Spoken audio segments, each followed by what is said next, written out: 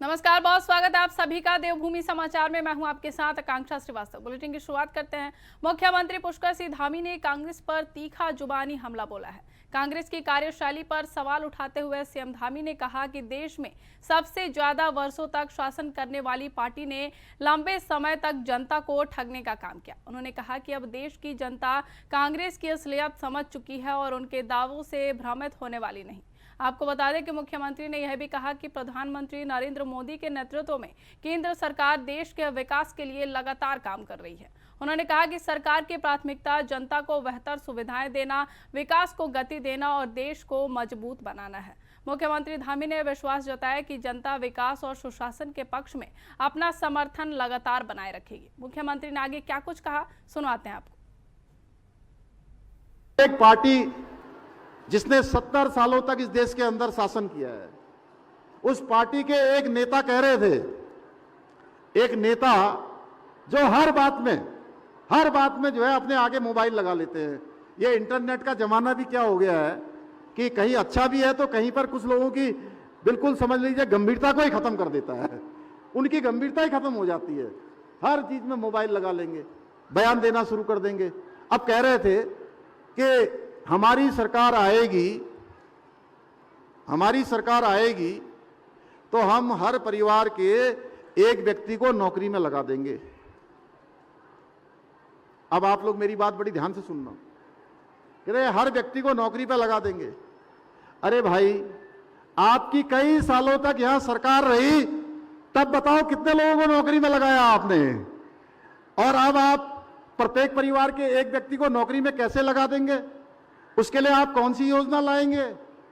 क्या बिना किसी एग्जाम की नौकरी वाली योजना ले आएंगे, या भ्रष्टाचार इतना बढ़ा देंगे कि हर घर में नौकरी पहुंच जाएगी? क्या आज इस नियम कानूनों के जमाने में वो जमाना बीत गया जब आप कुछ भी करते थे तो कोई लोग नहीं बोलते थे। अब ये मोदी जी की सरकार है, 12 साल से चल रही है। देश दुनिया का, भारत हर क्षेत्र में आगे बढ़ गया है। साइंस टेक्नोलॉजी इतने आगे बढ़ गई है, नियम कानून एक से एक पक्के आ गए। ऐसे लोगों को बेवकूफ बनाना चाहते हैं। इसलिए मैं कहना चाहता हूं कि ऐसे लोगों के ऐसे झूठी अफवाहें, झूठी बातें और ये चुनाव के समय मीठी मीठी बातें, इन बातों से हमारी बहनों को, उत्तराखंड के लोगों को जागरूक करना है। अब बढ़ते अगली खबर की ओर। वंदे मातरम के गायन को लेकर उत्तराखंड की सियासत में भाजपा और कांग्रेस के बीच जुबानी जंग तेज हो गई है। आपको बता दें कि बीजेपी के प्रदेश अध्यक्ष महेंद्र भट्ट ने बीजेपी कार्यालय में प्रेस कॉन्फ्रेंस कर कांग्रेस पर जमकर निशाना साधा है। उन्होंने वंदे मातरम को लेकर कांग्रेस की भूमिका पर भी सवाल उठाए। वहीं इस मुद्दे पर दोनों दलों की महिला प्रवक्ताएं भी आमने सामने आ गई।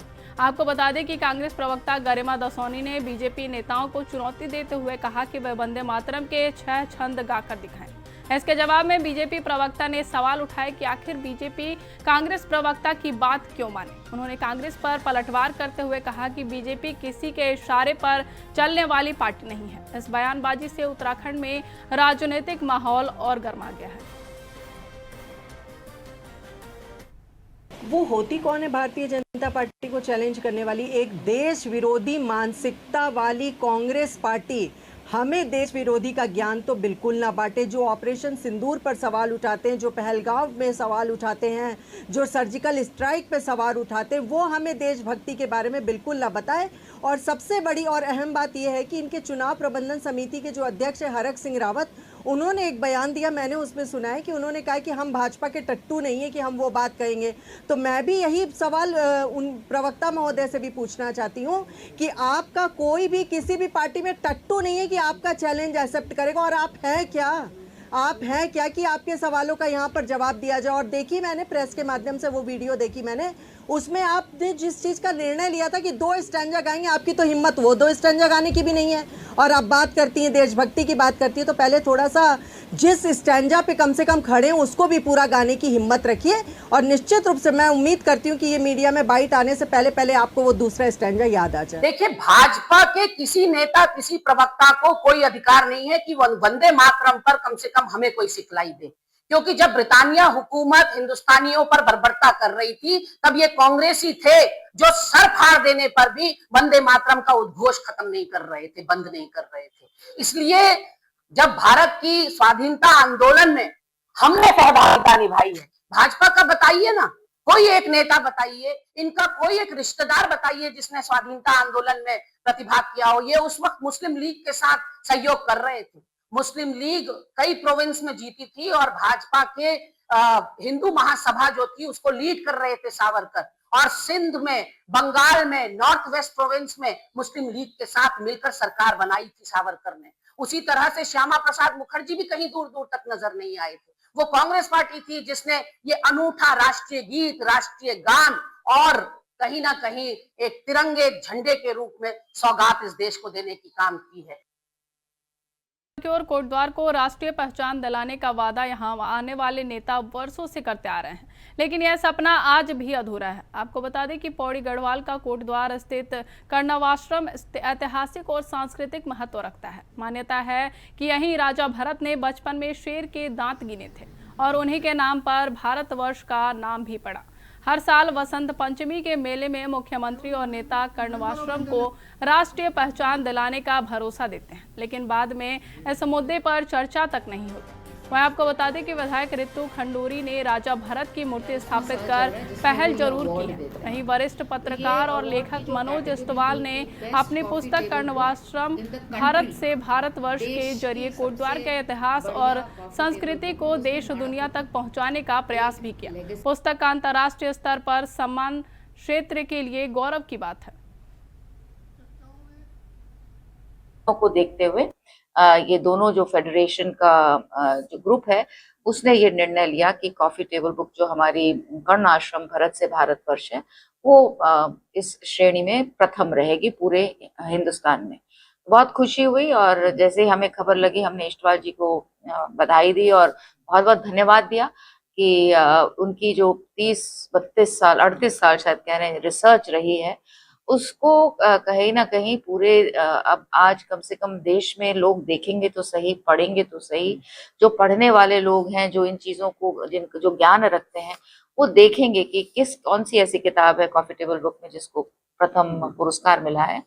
इसलिए मनोज इस्टवाल जी को बहुत सारी शुभकामनाएं और बधाई देती हूँ और आशा करती हूँ कि एक छोटे से प्रयास से हम ऐसे ही आगे बढ़ते रहेंगे और एक दिन कर्ण आश्रम जो है वो पूरे देश ही नहीं पूरे विश्व के पटल पे और जोरों शोरों से आगे आए। मैं सच कहूँ तो ये सरप्राइजिंग रहा। कभी सोच भी नहीं सकता था कि फेडरेशन ऑफ इंडियन पब्लिशर्स और members of international publishers association Geneva, ये दोनों चुनिंदा मतलब लगभग 5000 किताबों में एक किताब को सिलेक्शन करना और उस जूरी के माध्यम से सारे सुप्रीम कोर्ट के जज इसके हेड थे, तो उसमें चयन कर्णाश्रम और कर्णनगरी की एक किताब का कर्णाश्रम भरत से भारतवर्ष का चयन होना, ये जब मुझे यहाँ से जानकारी मिली मैडम के कार्यालय से तो मैं हाथ पर रह गया। सच कहूँ तो कल रात में सो भी नहीं पाया कि ये कैसे चमत्कार हो गया। मुझे आवाज दी ने क्या कहते हैं जब वो डाला कि ये है वो सर्टिफिकेट, तो तब जाके विश्वास हुआ कि ये हुआ क्या चमत्कार। मुख्यमंत्री पुष्कर सिंह धामी ने सोमवार को मुख्यमंत्री आवास से पिथौरागढ़ के ऐतिहासिक हिल यात्रा महोत्सव को वर्चुअल माध्यम से संबोधित किया।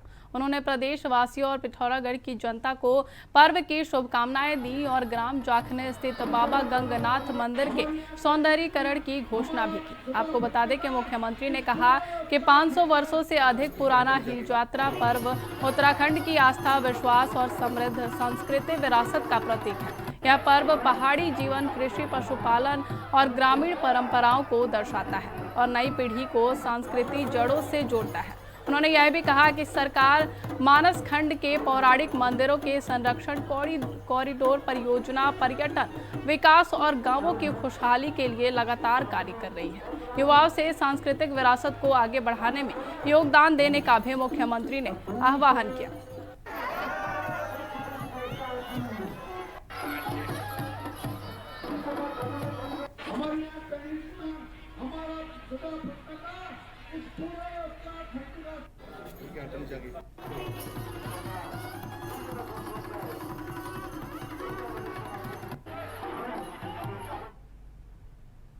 अब बढ़ते अगली खबर की ओर। नंदा देवी महोत्सव को लेकर तैयारियां तेज हो गई हैं। आपको बता दें कि 16 सितंबर से शुरू होने वाली 124वें नंदा देवी महोत्सव का देहरादून में मुख्यमंत्री पुष्कर सिंह धामी ने पोस्टर लॉन्च किया। इसके बाद नैनीताल में राम सेवक सभा ने पोस्टर लॉन्च कर महोत्सव के विधिवत शुभारंभ की तैयारियां शुरू कर दी हैं। आपको बता दें कि राम सेवक सभा में आयोजित बैठक के दौरान महिलाओं को भी महत्वपूर्ण जिम्मेदारियां सौंपी गई हैं और विभिन्न कमेटियों का गठन भी किया जा रहा है। आयोजन समिति और जिला प्रशासन महोत्सव को भव्य और दिव्य बनाने के लिए व्यवस्थाओं और जिम्मेदारियों को अंतिम रूप देने में जुटे हुए हैं। वहीं आपको बता दें कि महिला कमेटी घर घर जाकर महोत्सव के पोस्टर वितरित करने के साथ भेंट भी एकत्र करेंगी। साथ ही मुख्यमंत्री के पोस्टर लॉन्च के बाद महोत्सव को लेकर लोगों में उत्साह बढ़ गया है। अब सभी को 16 सितंबर का इंतजार है, जब मां नंदा सुनंदा अपने भक्तों को दर्शन देंगे। महोत्सव 2026 का जो हमारा क्रम है, उस क्रम में और भव्यता प्रदान करने के लिए आज बहुत महत्वपूर्ण बैठक हुई, जब मातृशक्ति ने जो लगातार इन वर्षों में हम सबको सहयोग करती आ रही है, उन्होंने आज इस बैठक में बढ़ चढ़कर शिरकत की। और जो हमारा महोत्सव 16 सितंबर से 23 सितंबर तक होगा, उसके लिए अपना पूर्ण सहयोग देने का मन बनाया उन्होंने कि माँ की कृपा सब पर बनी रहे। और साथ ही ये भी तय हुआ है कि हर घर में, नैनीताल के जो घर हैं, जो उसका आसपास के घर हैं, वहाँ झंडा और कैलेंडर पहुंचाया जाएगा। इसके लिए मातृशक्ति ने बिल्कुल कमर कसी है। और साथ ही जो हमारा भंडारा होता है, उसमें भी मातृशक्ति जो है बढ़ चढ़कर हिस्सेदारी करेगी, ताकि माँ का जो महोत्सव है उसको और भव्यता दी जा सके और कार्यक्रम को सफलता से संपन्न किया जाए। बढ़ते अगली खबर की ओर। देहरादून में मुख्य निर्वाचन अधिकारी ने मंडलायुक्तों और जिला अधिकारियों के साथ वीडियो कॉन्फ्रेंसिंग के जरिए विशेष गहन पुनरीक्षण अभियान की समीक्षा की। आपको बता दें कि बैठक में देहरादून, हरिद्वार, नैनीताल और उधम सिंह नगर के जिला अधिकारियों ने दावे और आपत्तियों के निस्तारण की प्रगति और आगे की रणनीति पर प्रस्तुतिकरण भी दिया। मैं आपको बता दें कि मुख्य निर्वाचन अधिकारी ने निर्देश दिए कि सभी दावे और आपत्तियों की नियमानुसार सुनवाई सुनिश्चित की जाए। उन्होंने स्पष्ट किया कि किसी भी स्तर पर लापरवाही सामने आने पर संबंधित अधिकारी की जिम्मेदारी तय कर कार्रवाई की जाएगी। वहीं अधिकारियों को राजनीतिक दलों और मीडिया के साथ नियमित संवाद बनाए रखने के निर्देश भी दिए गए। आपको बता दें कि समीक्षा के दौरान फॉर्म 6, फॉर्म 7 और फॉर्म 8 के निस्तारण की जानकारी ली गई। साथ ही 4% से अधिक संभावित परिवर्धन वाले बूथों का ERO स्तर पर व्यक्तिगत निरीक्षण करने के निर्देश भी दिए गए। फिलहाल मेरे साथ इस बुलेटिन में बस इतना ही। देश और दुनिया की तमाम खबरों के लिए देखते रहिए इंडिया वॉइस। नमस्कार।